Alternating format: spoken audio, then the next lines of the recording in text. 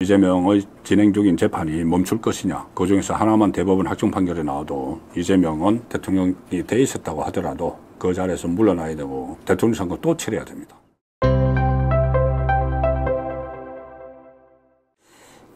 네, 이슈집중 해부 두 번째는 어대명 천만의 말씀 3대 변수가 있다 이야기입니다. 지금 8년 전에 박근혜 전 대통령이 탄핵을 당해서 조기 대선이 실시가 됐죠.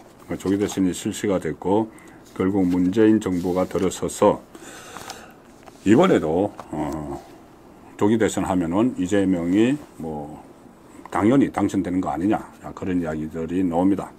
물론 현재로서는 그런 걱정이 많죠. 그러니까 이재명 정부가 들어서면은 우리나라가 어떻게 될 것인가. 무엇보다도 포퓰리즘 또 사회주의적인 성향의 법안들 그대로 거부권 없이 다 통과가 돼서 법제화가 됩니다. 가령 윤석열 대통령이 거부권을 행사했던 양곡법 아니면 노란봉투법 25만원 지원법 이런 것은 전부 다 비정치적인 법안이지만 사회주의적인 성향이 강한 법안들이죠. 그것이 이제 막아온 것이 윤석열 대통령이 가지고 있었던 거부권이었는데 이재명 정부가 들어서면은 거부권 행사를 안 하니까 거의 모든 게 다 통과됩니다. 그리고 또 이른바 정치보복을 할 수 있는 법안들, 과거에 적폐청산 이렇게 했던 것처럼 정치보복을 할 수 있는 법안들도 거부권 없이 다 통과가 되고 특히 이재명이 자기와 관련된 모든 혐의를 털어내려고 특별법을 만들려고 시도를 할 겁니다. 특별법. 그것도 무슨 검찰이 사건을 조작을 한 것을 의혹을 규명을 한다 하면서 자기 거를 전부 다 털어내려고 하는 그런 특별법 이런 것도 거부권이 행사를 안 하니까 다 통과가 되죠. 이재명이 되면은 그런 대혼란이 일어납니다. 거기다가 또 하나 대혼란이 있죠. 대통령 불소추 특검 문제, 이재명의 진행 중인 재판이 멈출 것이냐, 그냥 계속 갈 것이냐, 계속 가게 되면은 그 중에서 하나만 대법원 확정 판결이 나와도 이재명은 대통령이 돼 있었다고 하더라도 그 자리에서 물러나야 되고 대통령 선거 또 치러야 됩니다. 또 치러야 됩니다. 자, 그런 대혼란이 있기 때문에 이재명 집권을 하면은 절대 안 된다. 어떤 이재명이 형수에게 욕하고 형에게 욕설하고 그런 인간성이 안 좋고 정가 사범이고 지금 여러 가지 법인카드 펑펑 쓰고 이런 거 차원을 넘어서 이재명 정부가 되면은 나라가 어떤 방향으로 갈지 모르기 때문에 절대 이재명의 집권을 막아야 된다는 이야기입니다. 자, 그런데 지금 여론조사 보면은 이재명이 월등히 앞서 있다. 자, 그런 이야기가 나오지만 저는 한 3가지 측면에서 이재명이 안 되게 만들어야 된다. 자, 이런 부분을 활용해서 이재명이 집권을 하지 못하도록 막아야 한다는 말씀을 드리는 겁니다. 일단 여론조사를 보면은 지난번 갤럽 조사도 그렇고 이재명이 30%대 박스권에 딱 갇혀 있습니다. 지난 금요일에 발표된 갤럽에서 34% 나왔죠. 34% 나왔는데 그래도 1인데 계속 어느 조사는 30%에 갇혀 있습니다. 그런데 외연까지 그리고 더 중요한 것이 30%에 갇혀 있는데 이 모름, 무응답 이쪽이 오히려 38%였습니다. 갤럽에서. 지금 밖으로 나가 있는 쪽이 더 많은 거죠. 이재명을 지지하는 것보다. 그리고 이 밖으로 나가 있는 사람이 다시 이재명에게 돌아갈 가능성은 상당히 낮다고 봅니다. 이미 이재명의 이 정체, 한계를 알고 빠져나갔기 때문에 이재명 외의 그 38%가 이재명 외의 다른 좌파 주자에게 갈지 아니면은 우파에게 올지 이것은 모르지만은 이재명이 다시 돌아갈 가능성은 상당히 낮은 상황이죠. 자, 그러면은 30%로는 대통령 못 됩니다. 우리나라 87 체제 이후에 여러 번의 대선이 있었는데 유일하게 30%대로 대통령 된 사람이 노태우 대통령이죠. 그때 한 38% 받았어. 근데 그때는 뭐 YS, JP 이런 사람들이 출마를 했기 때문에 DJ까지 이 분산이 돼서 그렇게 가능했지만 지금 시대에서는 30%대로는 대통령이 안 되죠. 자, 그리고 그러니까 이쪽에서 국민의힘에서 아주 유력한 대선 주자가 나서게 되면은 이재명은 더 이상 확산성이 떨어져 있기 때문에 여기 제대로만 하게 되면은 우파 진영에서 제대로 후보를 선출하게 되면은 이재명은 더 이상 확장을 못하기 때문에 그냥 스스로 꼬꾸라질 수가 있다는 말씀입니다. 그리고 또 하나 지금 구도가 다릅니다. 8년 전 박근혜 전 대통령 이후에 문재인이 당선될 때와는 완전히 구도가 다르죠. 그때는 유승민이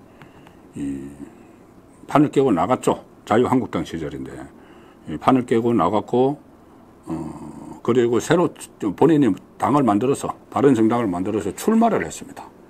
그러니까 그때 자유한국당에서는 홍준표가 나갔고 바른정당에서 유승민 나왔고 그 다음에 그때는 중도를 표방했지만 안철수의 국민의당 후보로 나갔고 이렇게 해서 세 사람이 나가고 여기는 문재인, 심상정이 나왔는데 문재인이 얻은 득표보다 이 세 사람이 얻은 득표를 다 합하면은 더 높습니다. 그래서 그때 세 사람이 단일화가 됐으면은 문재인 정부가 들어서지 않았었죠. 이번에는 당을 깨고 나간 사람은 없습니다. 어쨌든 한동훈도 당 안에 있습니다. 지금 한동훈 당 안에 있고 유승민도 당 안에 있죠. 그래서 이 사람들이 나중에 이제 경선을 해서 한쪽이 이겨서 그쪽으로 다 힘을 몰아준과 동시에 뭐 선대위원장을 맡든가 아마 그렇게 해서 자기 지지자들 그대로 확보를 하면은 충분히 8년 전과는 달리 우파에서 다시 정권을 재창출할 수도 있다. 그리고 또 하나 마지막으로 제가 지금 꼽고 있는 변수는 새로운 인물이 등장할 가능성입니다. 물론 기간이 너무 짧기 때문에 비정치권에서 갑자기 뛰어들어서 하기는 어렵죠. 뭐 경제인이라든가 이런 사람들이 갑자기 와서 대선 후보가 되고 보수를 대표하는 그런 상황이 오기는 어렵지만 새로운 인물이라는 것이 이런 겁니다. 가령 지금 그동안 이번 사태가 일어나기 전에 우파의 대선 후보로 지목된 사람들은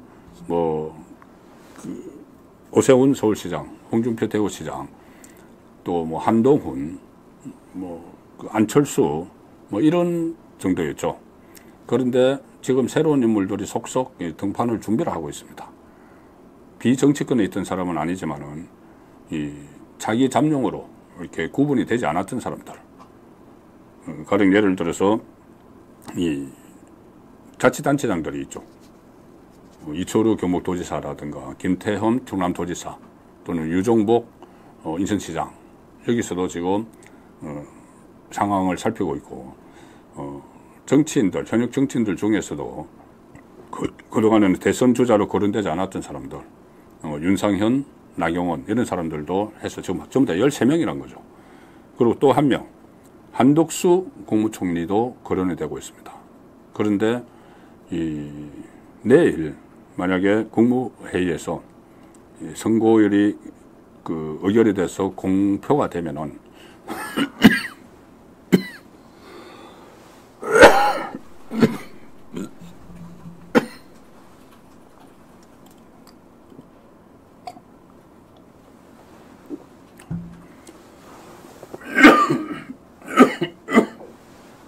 네, 죄송합니다.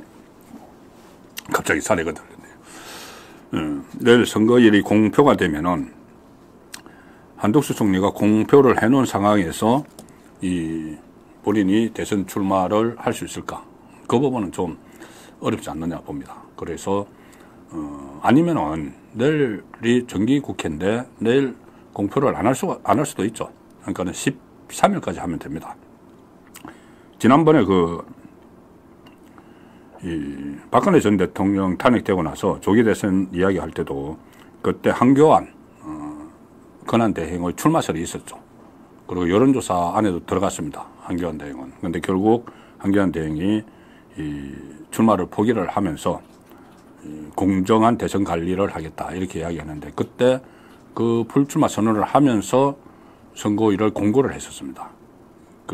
그때 근데 임시국무회의에서 했죠.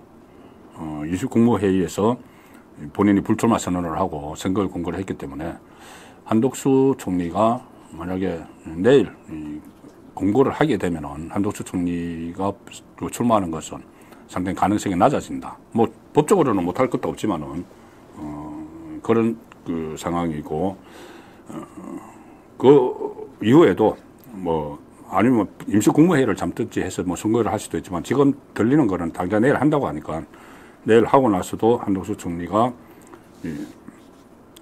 좀 모양은 안 좋지만은 심판으로 뛰다가 선수로 나오는 것이 모양은 안 좋지만 법적으로는 불가능하지 않다. 어쨌든 이 기존에 거론되던 인물 외에 새로운 인물들이 등장하기 시작했다는 것도 긍정적인 이 메시지다. 자, 이렇게 보는 겁니다.